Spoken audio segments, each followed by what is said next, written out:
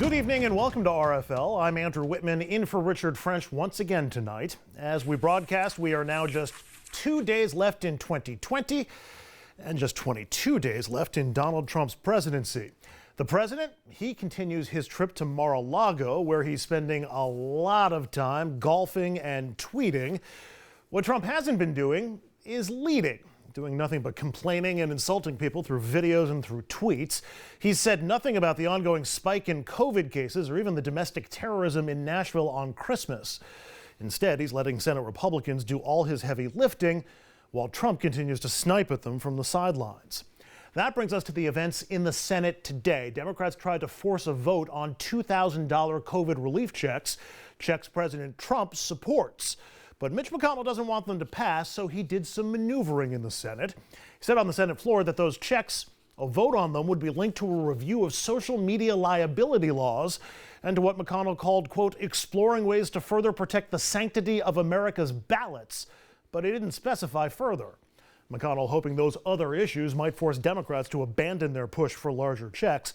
The Democrats were not done, though. Eager to show the GOP opposing those larger checks, Chuck Schumer called for an up or down vote, forcing McConnell to block it.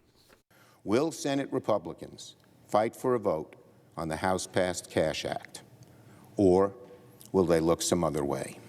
Is there objection to the modification? Object. Objection is heard. Then Bernie Sanders tried a different but similar approach, trying to force a vote on those $2,000 checks after the Senate overturns the defense bill vetoed tomorrow. And again, McConnell had to kill the move himself. Would the senator modify his request that immediately following the vote on the veto override, the Senate proceed to the consideration of H.R. 9051? Is there objection to the request for modification? Object. Objection is heard. So nothing got done today. McConnell using Trump's demands as a shield against Democrats apparently came as news to Trump, who seemed pleased with the developments, but still threatened his fellow Republicans anyway. Trump tweeting out, unless Republicans have a death wish, and it is also the right thing to do, they must approve the $2,000 payments ASAP. $600 is not enough. But like usual, Trump sort of gave away his endgame. Trump's tweet continued with a call to censor social media companies. Then he wrote, don't let the Democrats steal the presidential election, which, let's be honest, sounds awfully close to McConnell's exploring ways to further protect the sanctity of America's ballots. Nearly lost in all the drama surrounding those checks on the Hill today were some other important developments, including that McConnell now believes he has the votes to overturn Trump's veto of the defense spending bill. McConnell promising a vote on that tomorrow in what's expected to become the first and only veto override of Trump's presidency. Meanwhile, states are scrambling to try and protect people from one of the side effects of Trump's me delay on COVID relief. Because Trump waited until Sunday night to sign the law, expanded unemployment benefits lapsed. The old law expired Saturday night. Now, that could mean no additional unemployment benefits for anyone for that week. But 5 states where we broadcast are among the 6 states that have done their own workarounds to close that gap, so no one in these 5 states will miss a week of expanded unemployment benefits. That's good news for the out of work in Rhode Island, New Jersey, Connecticut, Massachusetts, and California. Other states are working on possible solutions, but so far without success. For more on all of this, we turn to Congressman Jared Huffman. He is a Democrat representing California's 2nd District, which runs from Marin County north to the Oregon border. Congressman, let's start with the president's complaints, delays, and eventual signing of the COVID relief bill. Of course, absolutely nothing in the package changed as a result of Trump's delays and demands. People on unemployment are going to lose a week of extra benefits. They'll get $600 checks eventually, though they're delayed. And of course, there's the ongoing debate on $2,000 checks. To say that you've been vocal about all of this online would be a bit of an understatement. Now today, what's your reaction with the finish line somewhat in sight? Well, we're going to try to make the most of this mess that the president has created. Look, for millions of Americans who were counting on that weekly unemployment check that expired, President Trump has cost them in ways that we probably can't get back. They will probably lose a week of benefits, and that could mean the difference between paying rent or buying groceries for a lot of struggling people. But when I say we'll try to make the most of it, if President Trump is serious about supporting this $2,000 augmentation of the survival checks, we will put that to the test. We passed a bipartisan bill yesterday to do that. It'll be up for a vote in the Senate, we think, today or tomorrow. And so, fingers crossed, I hope we can get that done. So much of this debate seems to tread in generalities about the conditions that people are going through. If you could describe the need for COVID assistance in your district right now, from small businesses to individuals and families, how bad is the pain? How much is assistance from D.C. needed? Well, look, my district, it goes from the Golden Gate Bridge to the Oregon border. So in an area like that, the economy really revolves around tourism, hospitality. The agriculture in my district supports restaurants. The seafood that comes from the working harbors that I represent, a lot of that is sold through restaurants. And so you can imagine that with the pandemic and the downturn, it's just turned all of that on its head. I have a lot of people who are struggling to make ends meet. And so this is a big deal for them. This is existential. These $2,000 checks, if we can actually get that done, will go a long way toward helping them avoid eviction and potentially homelessness, toward helping them, if they're fishermen, hang on to their boats and live to fish another day. This is just real world hardship throughout my district, and I think that's probably the way it is throughout much of this country. I want to follow up on something you just mentioned, because during this debate, you also retweeted something from Huffington Post correspondent Matt Fuller, that the effect of Trump's waffling on these bills is that Democrats clarified it was Republicans blocking the $2,000 checks, not Democrats. You're both factually correct, but I was talking with our producer on the ground in Georgia last night. That message is not getting through. People are keeping to their partisan positions. So how do you get that message to break through? Are Democrats prepared to keep pushing for $2,000 checks again and again and again if need be? Well, certainly, and I think you're seeing that. This is the fourth time that I have voted on $2,000 survival checks. We've been doing this going all the way back to May when we passed the first HEROES Act. So this is not a new position for Democrats. This is consistently where we have been. I think the big surprise is that all of a sudden, out of the blue from Mar-a-Lago, President Trump decided he wanted that too. And so, here we are. Look, you're right. I think people are really hardened into their partisan views these days. And I think they're inclined to accept the facts as given to them by their political party, which is part of our challenge right now, because some of those facts just aren't true.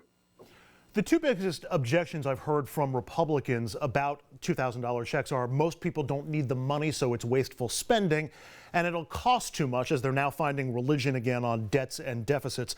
I wonder if you could respond to both of those concerns, and whether you think that's the end of the concerns, or if Republicans are objecting for another reason. Well, clearly they're objecting for another reason. It will cost $454 billion. That is a lot of money to push out these $2,000 checks, no doubt about it. And in a perfect world, I would have those checks be much more targeted.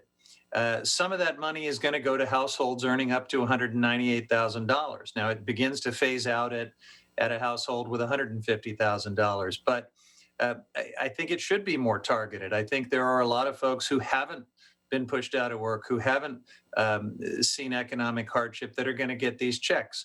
And I would love to find a way to focus even bigger checks, probably, on the folks that are suffering the extreme hardship. But we just don't have the luxury of making it perfect. This is the best we're going to be able to do. And so, yes, it's a selective concern for the budget impact. These are Republicans who have no problem passing a hugely bloated defense bill. They've done that twice now. In fact, many of them voted to override the president and pass that bill again yesterday. These are Republicans who passed trillions of dollars in tax cuts that were focused mainly on the rich, without any concern for the effect on the debt or the deficit. So it is a real selective concern about budgets and deficits, and I think it shows you who they care about and who they fight for. If Trump's push for $2,000 checks does nothing else, it certainly makes a compelling argument that more needs to be done, that Americans need more relief. After all, that we've gotten pennies on the dollar compared to workers across Europe. President-elect Biden thinks and has indicated that he thinks he can find common ground with Republicans on this and other subjects. Do you think he can? Will Republicans play ball?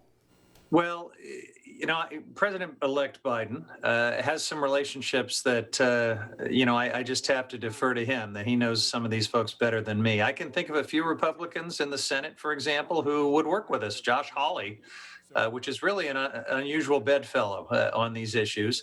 He's a big believer in these type of checks during the pandemic downturn. And so, there's one that I can think of we can work with, but a whole lot of others just don't want to go there. Mitch McConnell himself has wanted to believe that there really wasn't even a problem. We spent months trying to convince Mitch that we needed to do anything more by way of a COVID relief package. And the only thing that moved him, literally the only thing, was the fact that his two Republican senators were in trouble in these Georgia Senate runoffs. So it's cold-blooded politics that motivates many of these Senate Republicans, and I think we need to keep that in mind. Those runoffs in Georgia are January 5th. The next day, we get the formal count of electoral votes in Congress. Some Republicans are planning objections that might delay but not overturn the results. We've also got this wonderfully silly lawsuit from Texas Congressman Louis Gohmert trying to get Vice President Pence to throw out the results from states that Trump thinks that he should have won. The Gohmert suit has not sat well with you. I'd like to ask your reaction to that, but also about the wider effort by Republicans who are still looking for ways to throw out the election come January 6th.